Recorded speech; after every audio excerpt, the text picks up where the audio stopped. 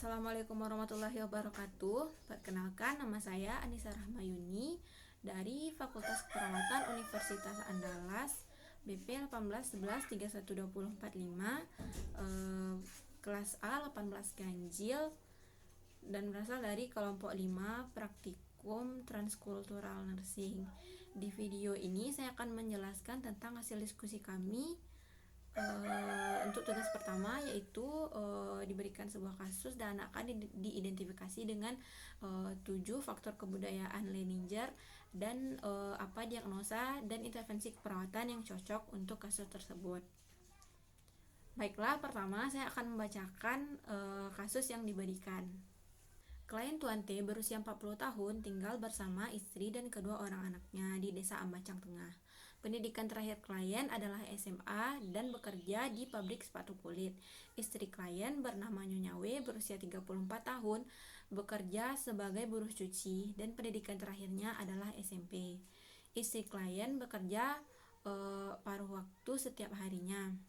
Setiap bulan penghasilan klien sebesar Rp1.100.000 dan penghasilan istrinya sebagai buruh cuci Rp15.000 per hari. Klien dan keluarganya beragama Islam. Setiap harinya klien selalu melaksanakan sholat berjamaah bersama keluarganya. Sehari-hari klien menggunakan bahasa Minang dan sehari-hari klien tidak dapat lepas dari kebiasaan merokok. Baginya merokok merupakan suatu identitas laki-laki sejati. Klien telah merokok selama 10 tahun dan tidak bisa terlepas dari kebiasaan tersebut. Jika klien tidak merokok, klien merasakan mulutnya pahit dan merasakan pusing. Klien lebih baik memilih tidak merokok daripada tidak makan dalam sehari. Klien jarang berolahraga karena sibuk bekerja. Nah, sejak 2 minggu terakhir ini, klien mengalami batuk dan sering kambuh ketika cuaca dingin, merasakan sakit kepala, sakit di bagian dada, puncak punggung, dan lengan disertai dengan penurunan berat badan. Klien dan istrinya menganggap itu adalah hal yang wajar karena terlalu kelelahan dalam bekerja. Untuk memperbaiki kondisinya, klien mendapatkan wejangan dari mertuanya untuk banyak memakan buah dan sayur seperti kembang kol, brokoli, kubis, kentang, jus apel, dan buah manggis. Karena menurut kepercayaan, buah dan sayur yang berwarna hijau dapat menambah tenaga dan kesungguhan. Yang dimaksud kesungguhan adalah kesungguhan untuk sembuh. Namun dalam pengolahan buah dan sayur tersebut, istri klien memotongnya terlebih dahulu, baru kemudian dicuci, dan saat merebusnya tidak ditutup.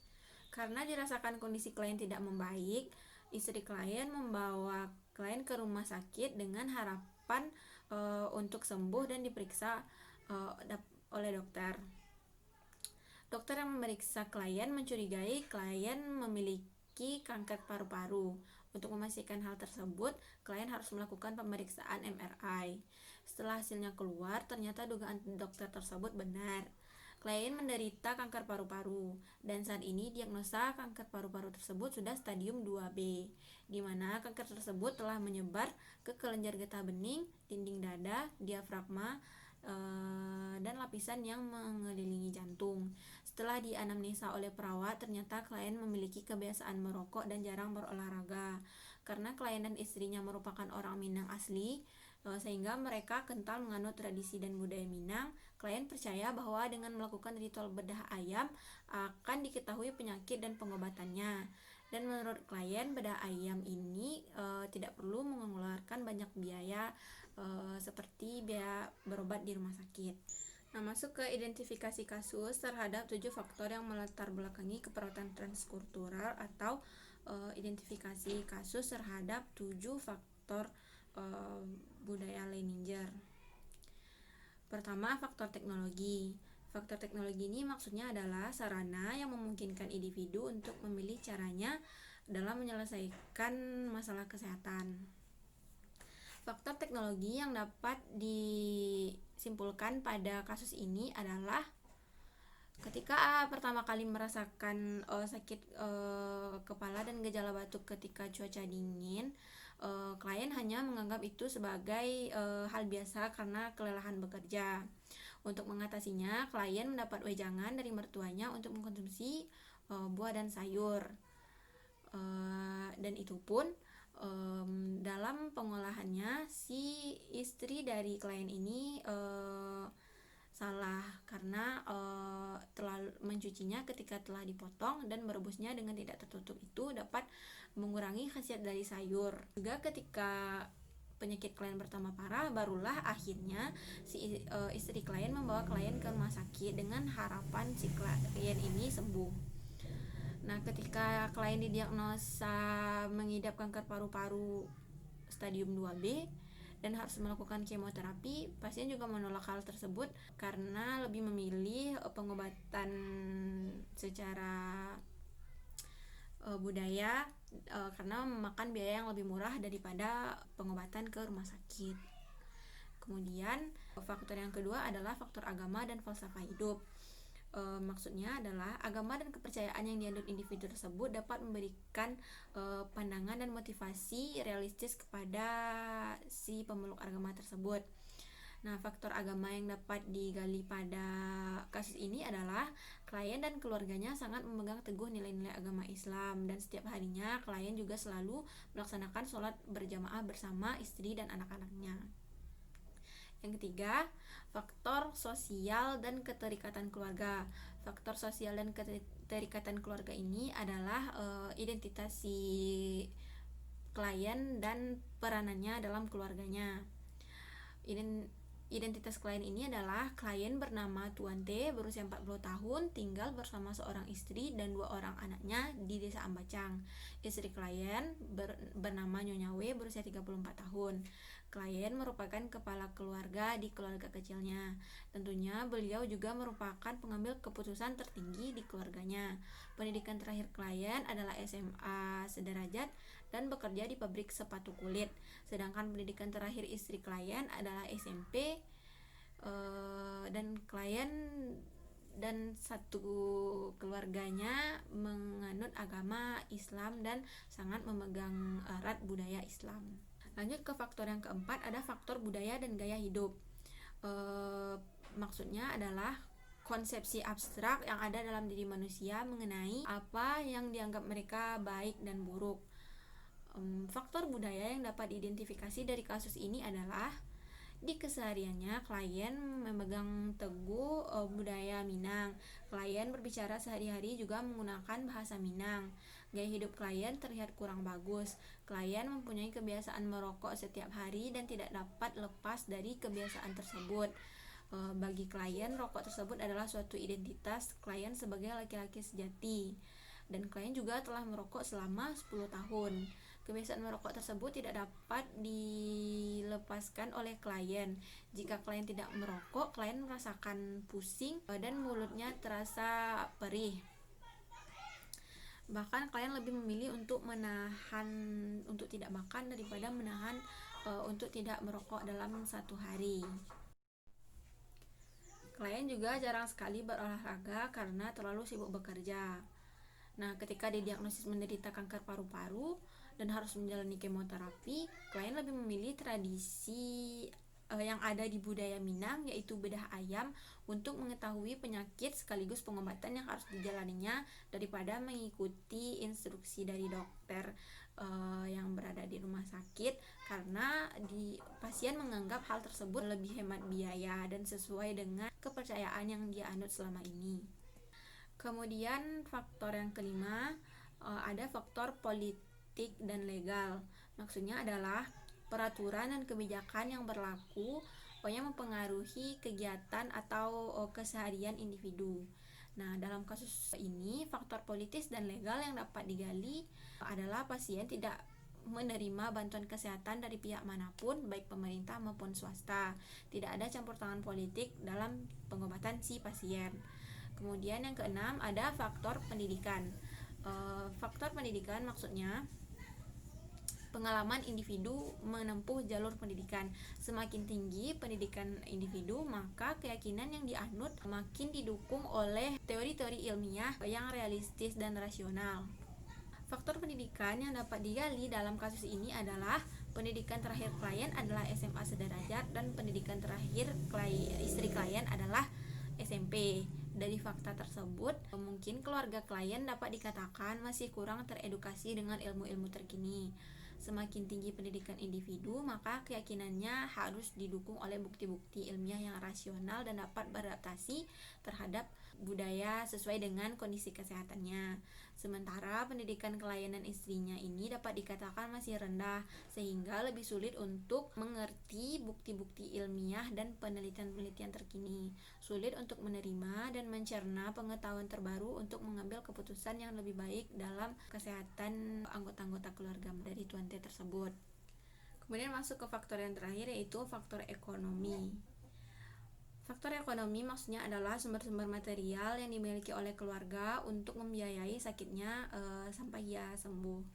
Faktor ekonomi yang dapat digali dari kasus ini adalah per bulannya klien mendapatkan gaji sebesar Rp1.100.000 dari bekerja sebagai buruh pabrik. Istri klien yang merupakan buruh cuci mendapatkan gaji sebesar Rp15.000 per harinya. Dalam satu bulan, pendapatan keluarga klien berkisar kurang lebih Rp1.500.000, yang mana jumlah tersebut sangat pas-pasan untuk menghidupi keluarga klien yang berjumlah 4 orang. Dapat dikatakan keluarga klien berada pada golongan menengah ke bawah dalam aspek ekonomi. Uang pendapatan klien tersebut tidak memungkinkan untuk membiayai perawatan klien di rumah sakit. Terlebih lagi, gaji klien harus dibayarkan kepada membiayai kemoterapi yang mana biayanya sangat mahal. Klien juga tidak dapat keringanan untuk bantuan biaya kesehatan dari pihak manapun, sehingga hal tersebut menjadikan klien harus memilih alternatif yang lain yang lebih hemat untuk kesehatannya, sehingga klien memilih tradisi bedah ayam. Nah, selanjutnya masuk ke diagnosa yang dapat diterapkan pada kasus ini. Diagnosa pertama yang dapat ditegakkan adalah ketidakpatuhan pengobatan berhubungan dengan sistem nilai yang diyakini atau tradisi yang dianut. Data pendukungnya adalah klien dan istrinya merupakan orang Minang asli dan mereka masih kuat menganut tradisi dan budaya Minang. Kemudian data kedua, klien menolak kemoterapi. Yang ketiga, klien percaya dengan melakukan ritual bedah ayam akan dapat diketahui penyakit dan pengobatannya. Diagnosa kedua yang dapat ditegakkan adalah defisit pengetahuan berhubungan dengan kurang terpapar informasi. Data pendukungnya adalah klien mendapatkan wejangan dari mertuanya untuk banyak memberikan buah dan sayur seperti kembang kol, brokoli, kubis, kentang, jus, apel, dan buah sirsa. Menurut kepercayaan klien, buah dan sayur yang berwarna hijau dapat menambah tenaga dan kesehatan. Sedangkan buah dan sayur berwarna merah dipercaya menambah tenaga dan kesungguhan. Data pendukung terakhir adalah dalam pengolahan buah dan sayur tersebut, istri klien memotongnya terlebih dahulu, baru kemudian dicuci, dan saat merebusnya, pancinya tidak ditutup. Kemudian diagnosa ketiga yang dapat ditegakkan adalah perilaku kesehatan cenderung berisiko berhubungan dengan merokok dan jarang olahraga. Data pendukungnya adalah klien tidak dapat lepas dari kebiasaan merokok. Baginya, merokok merupakan suatu identitas sebagai laki-laki sejati. Data selanjutnya yang mendukung adalah klien telah merokok selama 10 tahun. Kebiasaan tersebut tidak dapat dihentikan oleh klien karena jika klien tidak merokok, maka mulutnya akan terasa pahit. Kemudian klien lebih memilih untuk menahan lapar daripada untuk menahan merokok. Dan karena sibuknya bekerja, klien juga jarang untuk melakukan olahraga. Intervensi yang dapat dilakukan kepada klien dalam kasus ini adalah: pertama, untuk diagnosa ketidakpatuhan, intervensinya adalah pendekatan budaya. Aktivitas yang dapat dilakukan adalah: tentukan sifat perbedaan konsep yang dimiliki perawat dan pasien dalam hal masalah kesehatan dan rencana keperawatan. Tingkatkan diskusi terbuka terkait persamaan dan perbedaan budaya. Identifikasi bersama pasien praktik kebudayaan yang mungkin memiliki efek negatif pada kesehatan sehingga pasien bisa membuat keputusan yang lebih tepat. Diskusikan perbedaan secara terbuka dan klarifikasi konflik yang ada. Negosiasi ketika konflik tidak dapat dipecahkan. Sebuah pemecahan masalah di mana penanganan tersebut bisa diterima menurut ilmu medis, ilmu yang berkaitan dengan kepercayaan kesehatan pasien dan standar etis. Alokasikan waktu yang lebih lama dari biasanya untuk memproses informasi dan membuat keputusan. Tunjukkan sikap rileks dan tidak terburu-buru ketika berinteraksi dengan pasien. Gunakan bahasa non-teknis. Kemudian libatkan keluarga jika diperlukan dalam perencanaan pengobatan agar klien taat dengan regimen yang telah disiapkan. Kemudian, intervensi yang dapat dilakukan untuk diagnosa defisit pengetahuan adalah intervensi manajemen nutrisi. Aktivitas yang dapat dilakukan adalah tentukan status gizi pasien dan kemampuan pasien untuk memenuhi kebutuhan gizi. Tentukan apa yang menjadi preferensi makanan bagi pasien. Dorong pasien untuk melakukan bagaimana cara menyiapkan makanan dengan aman dan teknik pengawetan makanan. Dan keempat, berikan arahan bila diperlukan. Intervensi yang dapat ditegakkan untuk diagnosa perilaku kesehatan cenderung berisiko adalah manajemen perilaku. Aktivitas yang dapat dilakukan yaitu berikan pasien tanggung jawab terhadap perilakunya sendiri. Komunikasikan harapan bahwa pasien tetap mengontrol perilakunya. Atur batasan bersama pasien.